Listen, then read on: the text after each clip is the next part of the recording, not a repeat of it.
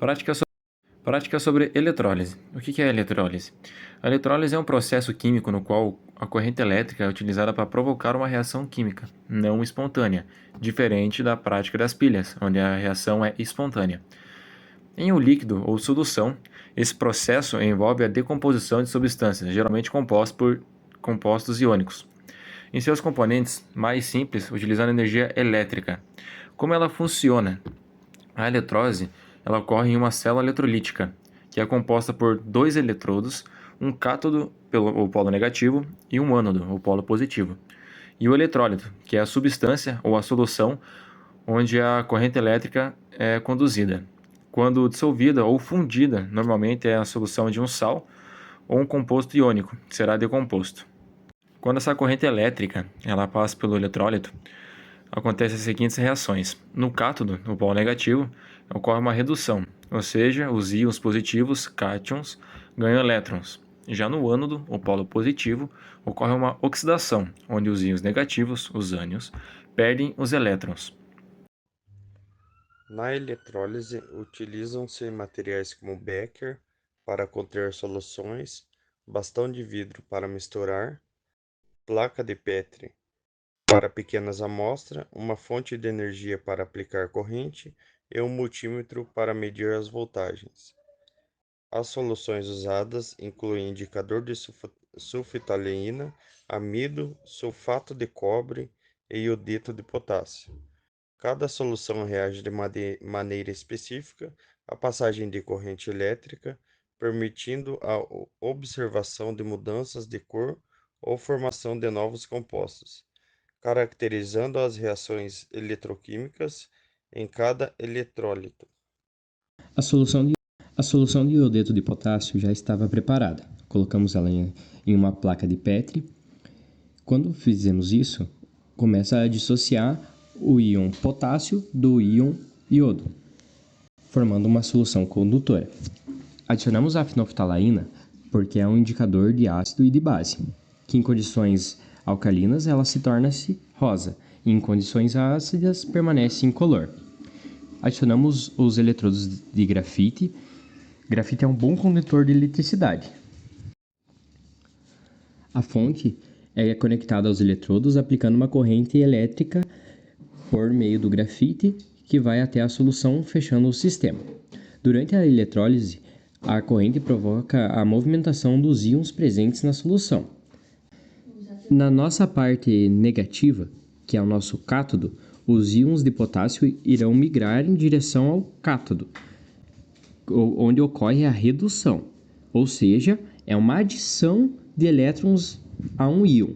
Nesse caso, como o iodeto de potássio é uma solução contendo o iodo, que pode ocorrer a reação de redução no iodo, resultando na formação do iodo 2, é possível a gente visualizar uma cor avermelhada, meio marrom, quase se aproximando de uma cor negra. Já no ânodo ocorre a oxidação, ou seja, a gente perde elétrons. A água pode ser oxidada para formar o oxigênio gasoso e alguns íons de água podem se decompor para liberar esse oxigênio, por se tratar de uma solução. A hora que aplicamos uma corrente, vimos uma coloração rosada, mudando para o vermelho e por fim uma cor bem escura.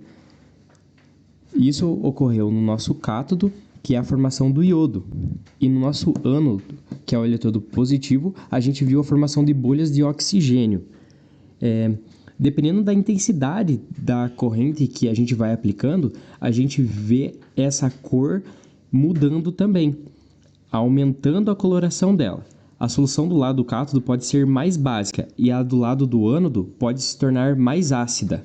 Então, no final desse teste que a gente fez de eletrólise, mostrou pra gente que a decomposição da solução de iodeto de potássio, com a formação do iodo no cátodo e de oxigênio no ânodo.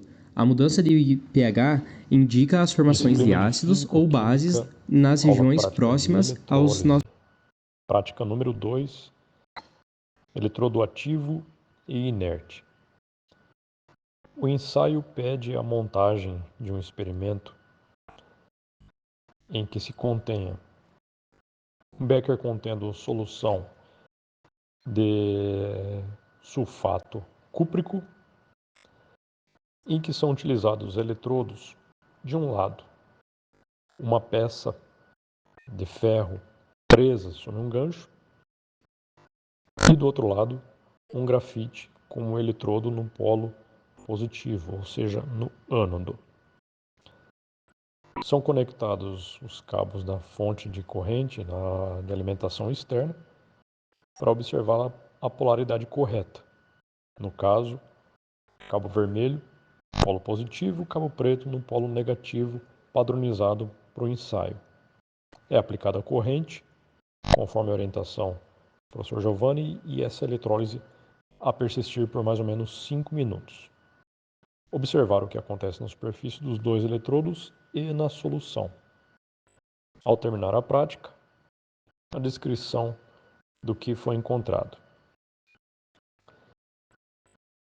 Num primeiro momento, a solução de sulfato cúprico no becker, contendo de um lado o eletrodo cátodo, polo negativo com a peça de ferro, e de outro lado um eletrodo no polo positivo ânodo, grafite. O grafite é considerado como um eletrodo inerte neste caso, ou seja, dizemos isso porque há a descrição como não participante da reação. Os resultados apresentados após a passagem da corrente por esses 5 minutos, os 300 segundos, se nós formos seguir a equação para o cálculo, há um desprendimento, por se tratar de uma eletrólise aquosa, há o desprendimento dos íons de cobre, de sulfato, hidrogênio e hidroxila, OH. A predominância, entretanto, dos íons de cobre e dos íons da hidroxila, como participantes das reações, das semi-reações anódica, catódica e, porventura, da reação global. No caso, para o polo positivo, o ânodo, a reação e o aspecto da reação anunciam praticamente um desprendimento de gás, de oxigênio, em torno deste eletrodo inerte. Já no outro lado, no polo negativo, no cátodo, há o depósito dos íons, dos cátions predominantes, provenientes da solução, ou seja, cátions de cobre. No caso, há um certo prendimento deste material na peça enganchada no eletrodo do cátodo.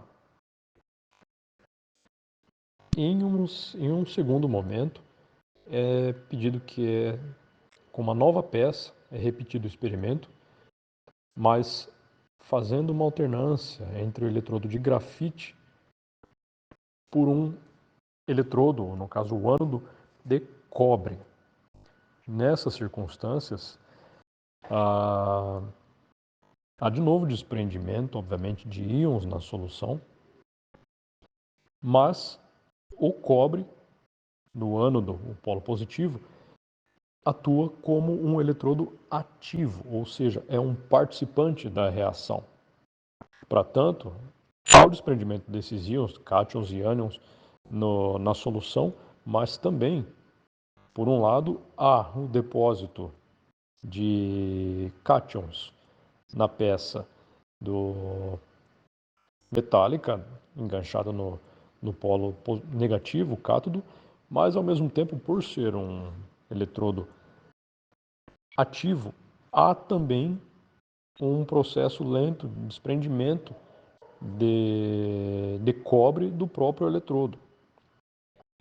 Há um depósito de cobre no cátodo e há um processo lento de desprendimento, ou seja, um processo de corrosão, a palavra-chave, do eletrodo de cobre na posição do ânodo.